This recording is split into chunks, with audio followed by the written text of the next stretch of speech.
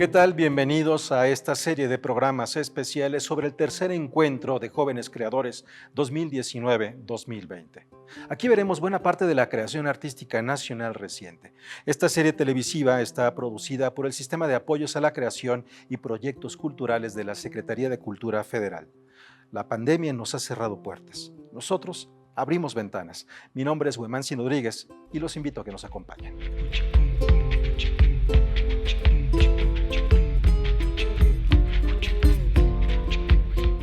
Para hablar de la exposición que tiene buena parte de estos trabajos de los jóvenes creadores 2019-2020, vamos a hablar con la encargada de la museografía para poder exhibir estos materiales. Ella es Ginette Betancourt. Muchas gracias por estar con nosotros, Ginette. Gracias, Huemansi, por invitarme a este espacio. Es un gusto poder conversar contigo, Ginette, después de verte durante varios días de arriba a abajo con una cantidad enorme de cajas en el desembalaje para poder dar un diálogo, o mejor dicho, diálogos, hacer propuestas de diálogos con la obra generada en este ciclo. Primero, de todos los artistas, que son 225, en el centro de la imagen encontramos la obra de 85. Así es. ¿Cómo fue armado esta exposición con estas obras?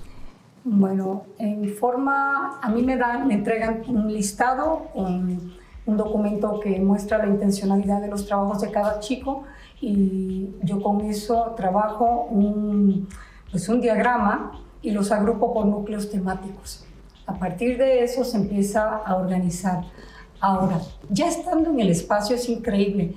Uno puede llegar con una planeación y siempre cambia como entre un 15 y un 20%, porque el espacio también comunica cosas.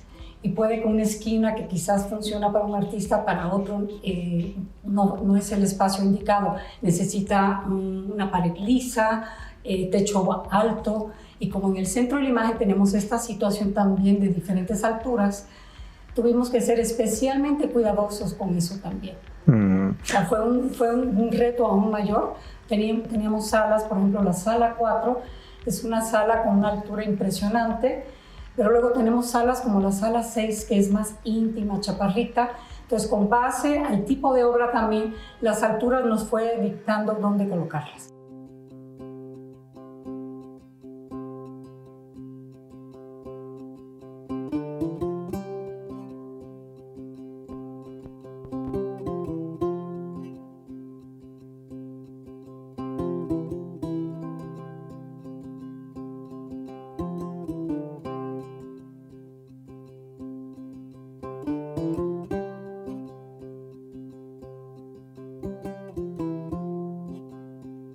Hay algo que me llama la atención cuando estaba viendo esta exposición, es que vemos escultura, vemos pintura, vemos videos, vemos arte objeto.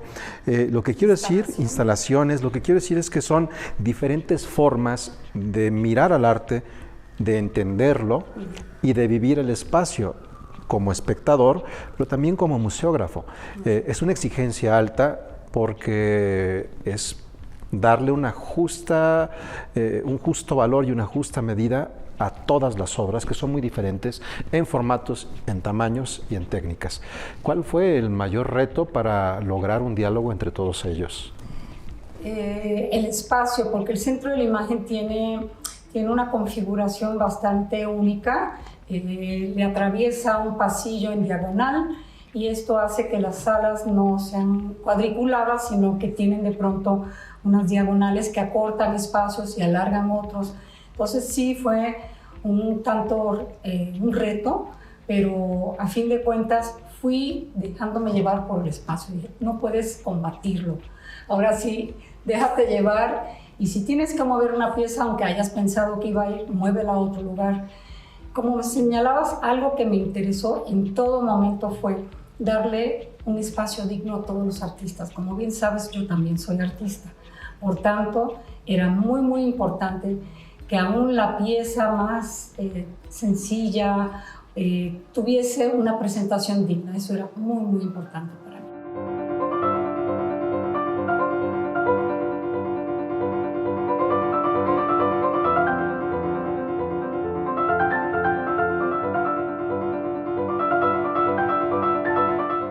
Y Y otra cosa que es muy importante es la luz. Por ejemplo, los cuadros de Rembrandt no fueron hechos para verse con este tipo de luz, fueron hechos para verse con velas, con la luz que producen las velas. Hay artistas que han hecho pintura en esta exposición de Fonca, que se puede ver en el centro de la imagen, que han hecho pintura en el exterior, en caballete al aire libre. Hay otras personas que han hecho textil, y para que se pueda sentir esas transparencias requieren una cantidad de luz precisa. En el centro de la imagen tenemos espacios de luz controlada y también fugas de luz natural. Así es. ¿Cómo generar un diálogo también con esa luminiscencia?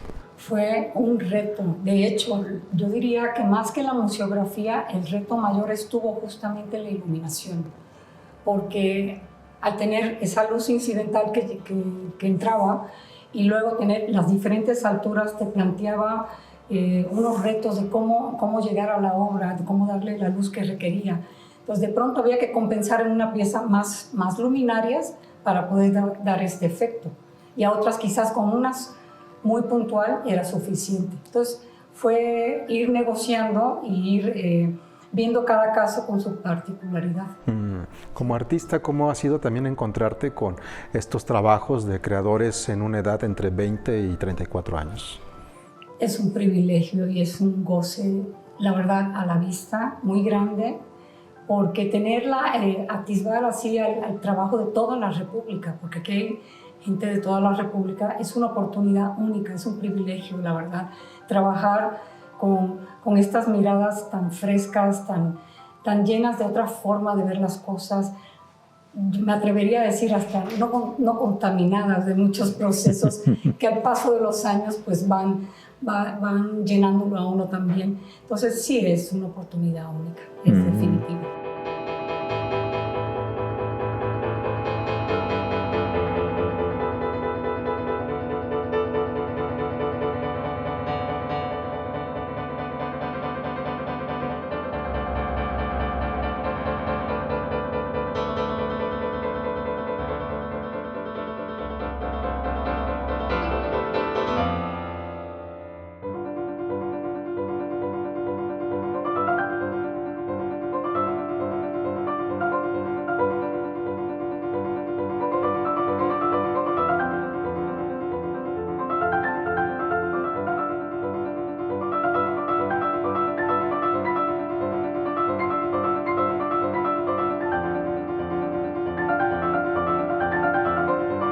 En este momento en el que nos encontramos de pandemia ha sido un poco más complejo hacer absolutamente todo.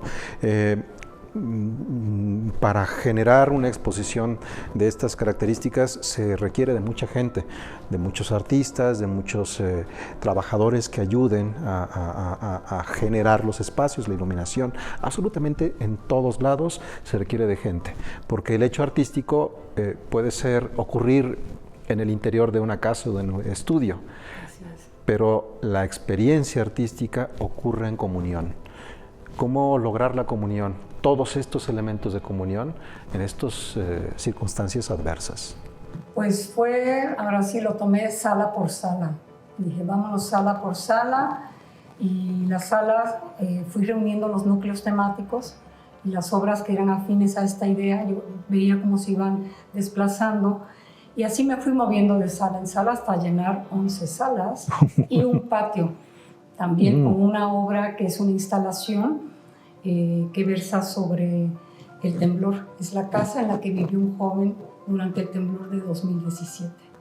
Y él recrea bueno, no la recrea, realmente coloca ahí elementos y memorabilia de esa experiencia. Entonces sí, la obra de veras que vas de sala en sala, y yo quería que hubiese sorpresa en cada sala, que hubiese un cambio de ánimo acorde a la intención y a la narrativa que había en cada sala. Eso es lo importante. Janet, hablas de núcleos temáticos. ¿Cómo son estos núcleos temáticos? ¿Cómo leemos esta exposición de jóvenes creadores 2019-2020 al tiempo que la vamos habitando?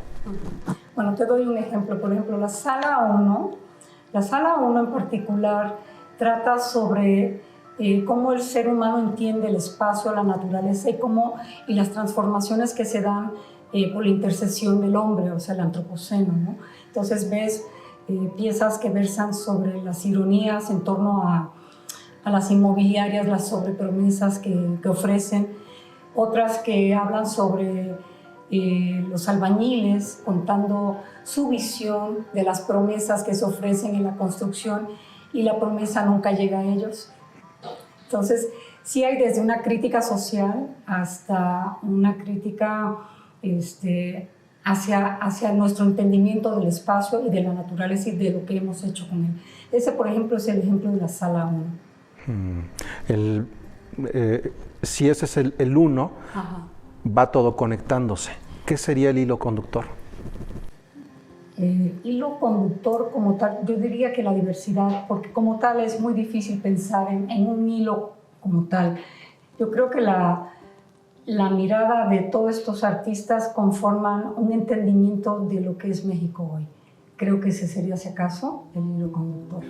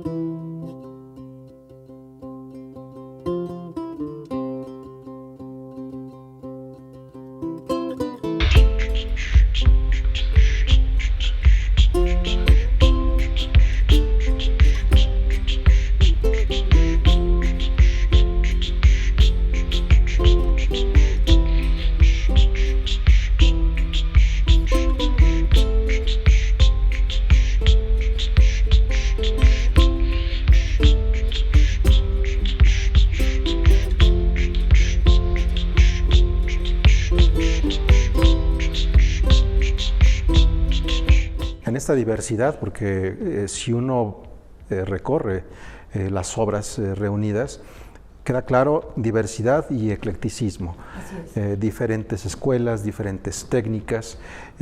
Sin embargo, tal vez nos pueda unir más el amor o el espanto, como decía Borges. ¿Cuál sería emocionalmente el espíritu de esta exposición? Pues yo creo que une la experiencia afectiva de la creación que tienen todos estos creadores, porque ha sido uno de los aspectos que más nos ha afectado a todos, ¿no? Lo afectivo y el contacto, la falta de contacto humano. Yo creo que se han desbordado sobre muchas de las obras. De hecho, hay mucha narrativa desde lo íntimo, en muchas piezas, de su mundo interior, de su sociedad, de su familia. Justamente creo que en ausencia de no poder estar con ellos, mucho del trabajo se volcó a tomar estas narrativas.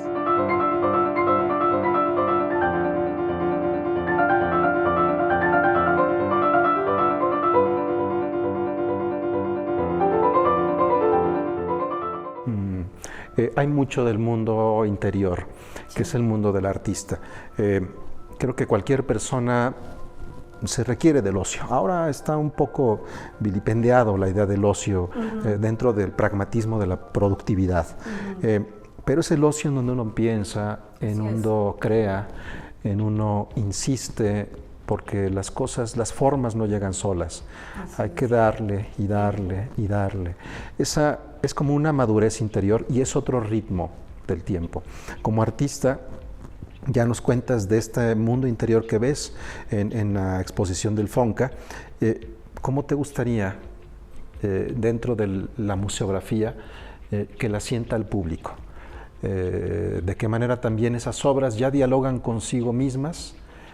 Y cómo generar un diálogo para alguien que no necesariamente sea artista, que tal vez nos están viendo ahora personas que quieren saber qué es lo que se está creando hoy en México y que tal vez de eso surja un siguiente artista.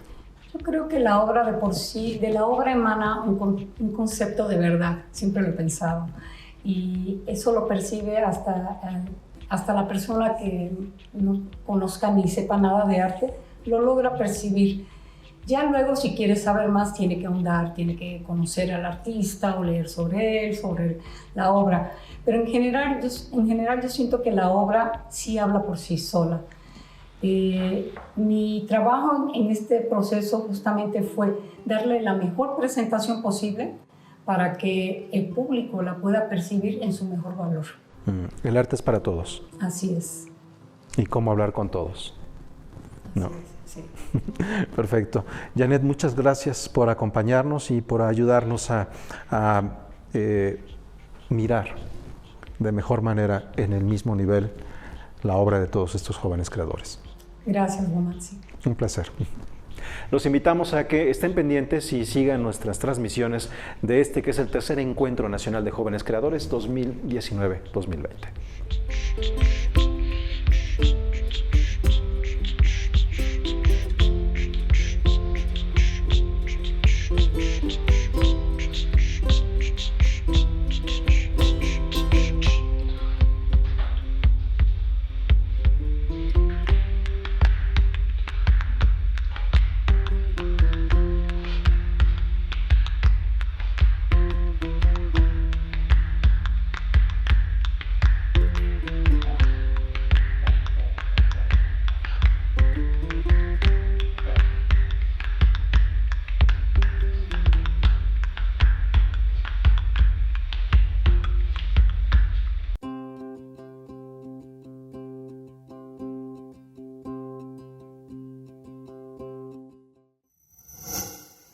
Gobierno de México.